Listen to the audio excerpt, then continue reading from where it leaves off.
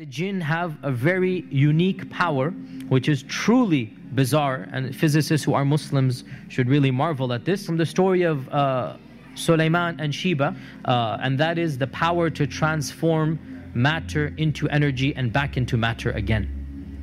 And that's something that we are trying to figure out how to do.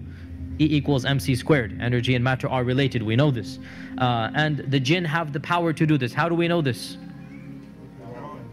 The throne of Bilqis, or the queen of Sheba, the throne that from Yemen to Jerusalem.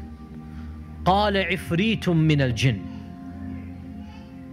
Now, jinns, there are many levels, and ifrit are the most evil and the most powerful. Ifrit are what Western literature calls demons of the jinn. These are the worst of the worst.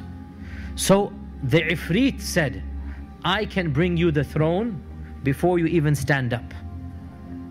Which makes total sense, physically speaking, from physics I mean. If the jinn can go and come back at the speed of light, and this one jinn is so powerful. Now again, this is my 2 cents. It is as if Allah is saying this is the max that any jinn can possibly do.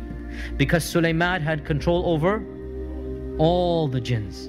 And one of them said, just one, which means the rest, they don't have that power, right? So we need to put things into perspective, that the jinns are not all of them so powerful. One only said that he can do this. That was the strongest and the best. So therefore we need to understand that what is the strength of the strongest jinn that maybe we have ever seen. He can pick up the throne of Sheba. Okay, in these days a crane can do that.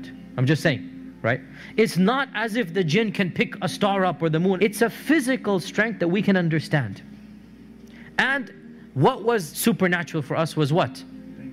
Is that to transport it. And it is well known that this throne is going to be inside the palace, that if he were to take the throne, it would not be flying in the air. People are not going to see it flying. Rather, it would disappear there and appear in front of Sulaiman, which means what? E equals mc squared here, right? Einstein was probably right in this regard. And this is what we believe, if we believe in the story, that it is possible somehow the jinn have the power to take matter, transform it to energy, take it all the way back and then reproduce it, right? And by the way, this is something that is well known, mutawatir, from the stories and whatnot, that it is possible for a magician to just produce an item that was lost, literally, and he goes, here it is, right? So what are some of the physical characteristics of the jinn? What are the jinn made of? What type of fire? Smokeless fire. So if they're a type of energy, how fast can they go? Quite literally, the speed of light. Quite literally, they travel at the speed of light, right? If they're energy, then do physical structures block them? No. Just like my phone is working right now and we're inside the room, right? Just like radio waves, just like other waves are coming into this room, and the physical structure has nothing to do with them. They're made out of smokeless fire, so this makes them invisible to us, right? They have the capacity to transfer from one energy to another, so they can become physical, and they can be seen to us when they want to. So how do they do that? In our modern vernacular, they'll simply shift into the color spectrum of light waves.